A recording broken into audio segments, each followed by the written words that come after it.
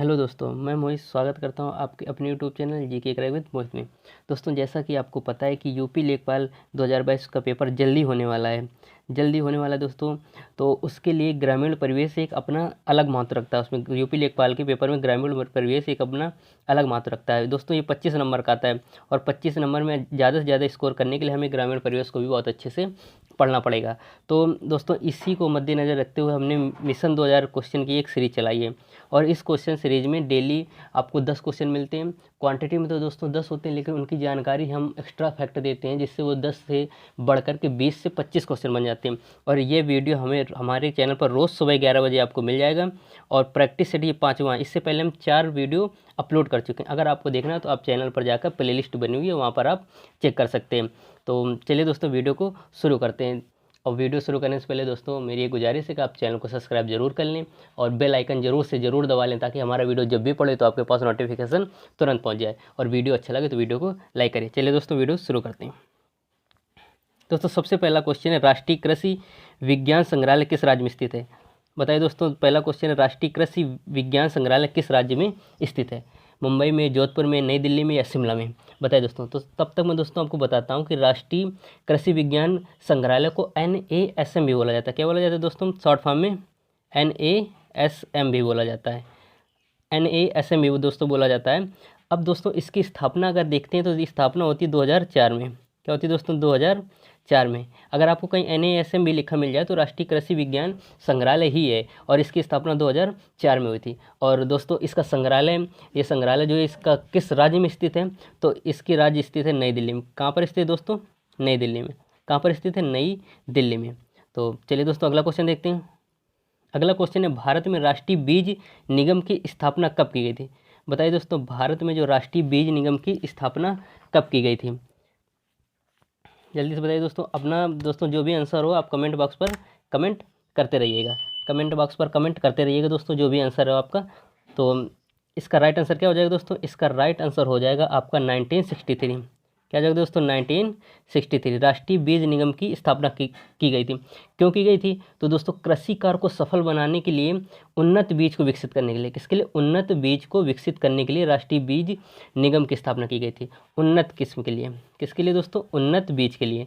और किस लिए? राष्ट्रीय कृषि को संभव यानी सफल बनाने के लिए। क्या करने के लिए? सफल बनाने के लिए। क्योंकि बीज से दोस्तों, अगर उन्नत बीज नहीं होंगे तो हम कृषि कार्य को सफल बना नहीं पाएंगे। इसलिए उन्नत बीज का कार्यक्रम उन्होंने स्टार्ट किया, इसलिए उसी के तहत राष्ट्रीय बीज निगम की स्थापना की गई 1963 में। तो चलिए दोस्तों, अगले क्वेश्चन पर चलते हैं। अगला क्वेश्चन है, भारत में चयनात्मक या आंशिक यंत्रीकरण की शुरुआत किस पंचवर्षीय योजना में हुई थी? बताइए दोस्तों, किस पंचवर्षीय में योजना में हुई थी? तीसरी में, चौथी में, पाँचवीं में या छठी में? तो दोस्तों मैं बता दूं कि पंचवर्षीय योजना कितनी हुई थी? पंचवर्षीय योजना दोस्तों 12 हुई हैं अब तक। कितनी हुई हैं दोस्तों? अब तक 12 हुई हैं। बहुत सारी दोस्तों 12 हुई हैं, और शुरू से पढ़ लीजिएगा आप अगर कहेंगे तो मैं पंचवर्षीय योजनाओं पर भी एक वीडियो लेकर के आ जाऊंगा। पूरी पंचवर्षीय योजनाएं आपको शुरू से अंत तक कब स्टार्ट हुई, किस मॉडल पर निर्धारित थी, कब कब प्रधानमंत्री थे, किस किस योजना पे क्या क्या कार्य हुए, सारी दोस्तों एक बिल्कुल सीरियल वाइज लेकर के आऊँगा अगर आप कहेंगे तो। अगर आपको अच्छा लगे तो आप हमको जरूर बताइएगा कमेंट पर। तो बताइए दोस्तों, भारत में चयनात्मक या आंशिक यंत्रीकरण की शुरुआत किस पंचवर्षीय योजना में हुई थी? तीसरी में, चौथी में, पाँचवीं में या छठी में? तो इसका राइट आंसर हो जाएगा पाँचवीं में। किस में हुआ था दोस्तों? पाँचवीं में। अब दोस्तों पाँचवीं में हुआ था, और पाँचवीं का उद्देश्य क्या था? उद्देश्य दोस्तों इसमें था कि आत्मनिर्भरता बनना है, अपने आप को आत्मनिर्भर बनाना है। आत्मनिर्भर बनाने के लिए इसमें विशेष बल दिया गया था पाँचवीं पंचवर्षीय योजना में। पाँचवीं पंचवर्षीय योजना में क्या हुआ था? आत्मनिर्भरता को विशेष बल दिया गया था, और ये चयनात्मक और आंशिक यंत्रीकरण की शुरुआत भी इसी पंचवर्षीय योजना में हुई थी। चलिए दोस्तों, अगले क्वेश्चन पर चलते हैं। अगला क्वेश्चन देखिए दोस्तों, आता है कि NPK किस अनुपात प्रयोग की संतुष्टि की? NPK के। अब NPK क्या है दोस्तों? सबसे पहले हम अगर NPK जानेंगे और NPK के बाद हमको अनुपात बताएंगे तो अनुपात क्या होगा दोस्तों? तो पहले तो NPK का मतलब क्या है? N से दोस्तों क्या है? ये दोस्तों क्या है? अपने अलग अलग खाद्य। अब देखिए N से मतलब दोस्तों नाइट्रोजन का है। क्या मतलब है? नाइट्रोजन का। P से दोस्तों फास्फोरस का। क्या हो जाएगा? N से नाइट्रोजन, P से फास्फोरस, और K से क्या हो जाएगा दोस्तों? K से पोटेशियम हो जाएगा। क्या हो जाएगा दोस्तों? K से पोटेशियम हो जाएगा। N से क्या हो जाएगा दोस्तों? नाइट्रोजन, P से फास्फोरस, K से पोटेशियम। अब इसका अनुपात क्या होना चाहिए? तो इसका अनुपात दोस्तों होना चाहिए 4-2-1। क्या होना चाहिए दोस्तों? 4-2-1। यानी कि नाइट्रोजन के अगर 4 अणु हैं तो फास्फोरस के 2 अणु होने चाहिए और पोटेशियम का 1 अणु होना चाहिए। ये दोस्तों कृषि के लिए सबसे उपयुक्त माना गया है, इस अनुपात को कृषि के लिए सबसे उपयुक्त माना गया है। तो चलिए दोस्तों अगले क्वेश्चन पर चलते हैं। आप याद रखिएगा 4:2:1। एनपीके का भी फुल फॉर्म पूछ ले तो नाइट्रोजन, फास्फोरस और के से पोटेशियम, याद रखिएगा दोस्तों। अब दोस्तों आता है पीत क्रांति किससे संबंधित है। बताइए दोस्तों पीत क्रांति किससे संबंधित है। पीत क्रांति यानी दोस्तों पीली क्रांति भी इसी बोलते हैं। क्या बोलते हैं इसी को दोस्तों? पीली क्रांति भी बोलते हैं पीत क्रांति को। पीत क्रांति को क्या बोलते हैं? पीली क्रांति भी बोलते हैं। पीली क्रांति भी दोस्तों बोलते हैं पीत क्रांति को। अब देखिए दोस्तों कौन से दुग्ध उत्पादन में है, या तिलहन में है, या मछली में है, या खाद्यान्न में है। तो बताइए दोस्तों, तब तक मैं आपको बता देता हूँ कि खाद्यान्न उत्पादन जो है दोस्तों ये हरित क्रांति से, किससे दोस्तों? हरित क्रांति से। किससे दोस्तों? ये खाद्यान्न उत्पादन हरित क्रांति से। अब हरित क्रांति से, अब ये दोस्तों जो पीत क्रांति है ये किससे संबंधित है? तो पीत क्रांति या पीली क्रांति देखिए तिलहन, किससे दोस्तों? तिलहन, तिलहन से संबंधित है पीत क्रांति। दुग्ध से दोस्तों सफ़ेद क्रांति यानी श्वेत क्रांति संबंधित है। नीली क्रांति दोस्तों, नीली क्रांति आपकी मछली उत्पादन संबंधित है। और खाद्यान्न से आपकी दोस्तों हरित क्रांति संबंधित है। कौन सी क्रांति दोस्तों? हरित क्रांति। अब दोस्तों आपको एक बताना है कि दुग्ध वो श्वेत क्रांति और हरित क्रांति के जनक कौन कौन से थे। भारत में बताना और विदेश के भी बताने, दोनों को बताने दोस्तों। आप कमेंट बॉक्स पर कमेंट जरूर करिएगा, श्वेत क्रांति के जनक और हरित क्रांति के जनक कौन कौन से थे। तो चलिए दोस्तों अगले क्वेश्चन पर चलते हैं। अगला क्वेश्चन देखिए दोस्तों क्या है। अगला क्वेश्चन है देश का प्रथम कृषि विश्वविद्यालय कहाँ पर स्थित है। बताइए दोस्तों देश का प्रथम कृषि विश्वविद्यालय कहाँ पर स्थित है। तो दोस्तों इसको बता दूं कि इसको SAOS भी कहा जाता है। क्या दोस्तों? SAOS भी कहा जाता है। SAOS के नाम से भी जाना जाता है। तो बताइए दोस्तों देश का प्रथम कृषि विश्वविद्यालय कहाँ पर स्थित है। तो इसका राइट आंसर हो जाएगा ऑप्शन नंबर बी, पंतनगर में। क्या हो जाएगा दोस्तों? ऑप्शन नंबर बी, पंतनगर में। पंतनगर में इसका मुख्यालय स्थित है, वो कृषि विश्वविद्यालय यानी कि पंतनगर। पंतनगर कहाँ पर है? तो दोस्तों पंतनगर है उत्तराखंड में। कहाँ पर है दोस्तों? उत्तराखंड में। इसकी स्थापना कब हुई थी? तो इसकी स्थापना हुई थी 17 नवंबर 1960 को। कब हुई थी दोस्तों? 17 नवंबर 1960 को हुई थी। 17 नवंबर 1960 को हुई थी इसकी स्थापना। और ये दोस्तों उत्तराखंड में हुआ था और विश्वविद्यालय था। तो कृषि अनुसंधान से संबंधित कई संस्थाएं भी इसके अनुसंधान में खोली गई। और ये दोस्तों कहाँ पर स्थित है? पंतनगर में, उत्तराखंड के पंतनगर में। कब इस खोला गया? 1960 में। इसको SAOS के नाम से भी जाना जाता है। तो चलिए दोस्तों अगले क्वेश्चन पर चलते हैं। जानकारी अच्छी लग रही हो तो दोस्तों वीडियो को लाइक जरूर करें और अपने दोस्तों के साथ शेयर करें। चैनल को जरूर से जरूर सब्सक्राइब कर लें। चलिए दोस्तों अगले क्वेश्चन पर चलते हैं। अगला क्वेश्चन आता है भारत में कृषि निर्यात क्षेत्र में कुल संख्या कितनी है। बताइए दोस्तों भारत में कृषि निर्यात क्षेत्र में कुल संख्या कितनी है। ऑप्शन नंबर है 42, 46, 50 या 54। बताइए दोस्तों इसका राइट आंसर क्या हो जाएगा।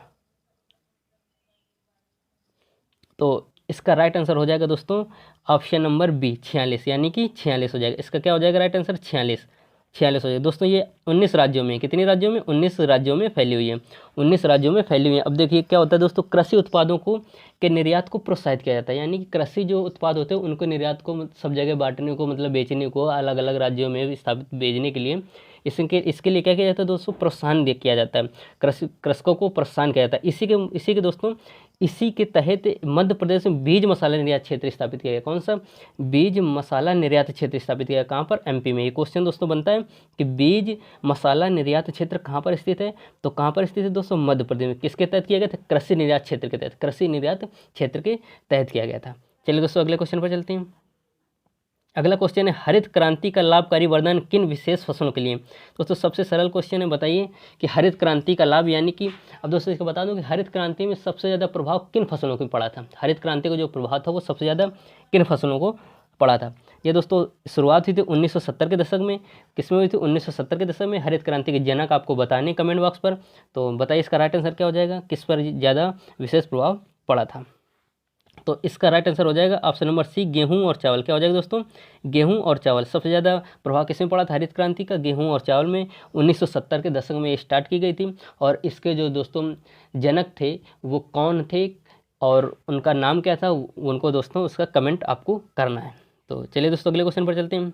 अगला क्वेश्चन है क्षेत्रीय ग्रामीण बैंक की स्थापना सर्वप्रथम किस वर्ष में की गई थी। क्षेत्रीय ग्रामीण बैंक की स्थापना सर्वप्रथम किस वर्ष में की गई थी। बताइए दोस्तों इसका राइट आंसर क्या हो जाएगा। जल्दी से कमेंट करिए दोस्तों, इसका राइट आंसर क्या हो जाएगा। अगर आप क्वेश्चन आंसर आते हैं तो सारे आपको कमेंट करने हैं। आप कमेंट करेंगे दोस्तों तो क्या होता है, आपको आते हैं तो अच्छी बात। राइट आंसर क्या हो जाएगा दोस्तों, बताइए दोस्तों, इसका राइट आंसर क्या हो जाएगा। इसका राइट आंसर हो जाएगा दोस्तों आपका, क्या हो जाएगा बताइए दोस्तों, इसका राइट आंसर क्या हो जाएगा। क्षेत्रीय ग्रामीण बैंक की स्थापना सर्वप्रथम किस वर्ष की गई थी, बताइए दोस्तों, इसका राइट आंसर क्या हो जाएगा। इसका राइट आंसर देखिए दोस्तों, बता दूं कि ये 2 अक्टूबर की स्टार्ट की गई थी। कब की गई थी, 2 अक्टूबर को, 2 अक्टूबर को, यानी कि गांधी जी की जयंती के दिन पे। और दोस्तों इसका राइट आंसर जो है वो 1975 है। क्या है दोस्तों, 1975 है दोस्तों। इसी के तहत क्या हुआ था कि 1982 में नाबार्ड की स्थापना हुई थी। किसकी दोस्तों, नाबार्ड की स्थापना हुई थी इसी के तहत। और नाबार्ड क्या करता है दोस्तों, वो ग्रामीण विकास के संबंधित कार्यों में ऋण प्रदान करने का काम करता है। क्या काम करता है, ऋण प्रदान करने का, बहुत बड़े स्तर पर, बड़े लेवल पर ऋण प्रदान करने का काम करता है नाबार्ड। अब दोस्तों आपका काम क्या है कि नाबार्ड के इस समय में हेड कौन है, चीफ कौन है, उसका कमेंट बॉक्स पर आंसर जरूर देना है। तो चलिए दोस्तों अगले क्वेश्चन पर चलते हैं। अगला क्वेश्चन है दोस्तों आपका, सहकारी समिति कौन सी सुविधा प्रदान करती है, बताइए दोस्तों, सहकारी समिति कौन सी सुविधा प्रदान करती है। ऋण, बीज, खाद या ये सभी, बताइए दोस्तों, इसका राइट आंसर क्या हो जाएगा। तो दोस्तों इसका राइट आंसर हो जाएगा ये सभी। सहकारी समिति दोस्तों क्या करती है कि ये सभी ऋण भी प्रदान करती है, बीज भी आपको, खाद भी, ये सारी चीज़ें आपको सुविधा प्रदान करती है। और ये सारी दोस्तों क्या होता है, कृषि से संबंधित है। सहकारी समिति किससे, कृषि। अब एक ऑप्शन से आपको पता चलता है कि बीज, खाद ये कृषि संबंधित है, तो सहकारी समिति भी किससे संबंधित है, कृषि से संबंधित है। तो दोस्तों ये रहे आपके 10 क्वेश्चन। जानकारी कैसी लगी, अगर जानकारी अच्छी लगी हो तो वीडियो को लाइक करें, शेयर करें और चैनल को ज़रूर से ज़रूर सब्सक्राइब कर लीजिए और बेल आइकन को दबा लीजिए, ताकि आपको अगर मैं कोई वीडियो डालूं तो आपके पास सबसे पहले नोटिफिकेशन आ जाए और आपकी तैयारी भी 4 चांद लग जाए, मतलब अच्छे से तैयारी हो सके आपकी और आप ज़्यादा से ज़्यादा स्कोर कर सकें। ग्रामीण परिवेश एक ऐसा सब्जेक्ट है दोस्तों कि अगर आपने क्वेश्चन पढ़े हैं तो आपको बिल्कुल सेम टू सेम क्वेश्चन वैसे ही मिलेंगे। तो यही है कि दोस्तों अगर जितनी ज़्यादा प्रैक्टिस करेंगे, हर चीज़ प्रैक्टिस पर निर्भर है। आप पढ़ लेंगे, हम ये नहीं कहते कि आप पूरी किताबें पढ़ सकते हैं, लेकिन उसके बावजूद अगर आप प्रैक्टिस नहीं कर सकते, प्रैक्टिस नहीं कर पा रहे हैं, तो आपको उतना अच्छा स्कोर आप नहीं कर पाएंगे। क्योंकि प्रैक्टिस से आपको पता चलता है कि आपकी कमजोरी और आपका जो ज़्यादातर किस चीज़ में पकड़ है या किस चीज़ में आपकी कमज़ोर है, तो वो सारी चीज़ें देखने के लिए आपको दोस्तों प्रैक्टिस सेट करना ही पड़ेगा। तो आप हमारे चैनल पर बने रहे, हम लगातार आपको पर डे एक वीडियो प्रोवाइड कराते हैं। 2000 क्वेश्चन की सीरीज़ है, चलती रहेगी जब तक, अगर दोस्तों अगर आपका पेपर नहीं होता और 2000 क्वेश्चन हो गए तो मैं कोशिश करूँगा कि जब तक आपका पेपर नहीं होता तब तक मैं आपकी ये सीरीज़ चालू करता रहूँ, चलाता रहूँ, ताकि आपको बेनिफिट मिलता रहे। तो दोस्तों आज के लिए इतना ही, और अगर वीडियो अच्छा लगे तो दोस्तों वीडियो को लाइक जरूर करें, चैनल को सब्सक्राइब जरूर करें। धन्यवाद।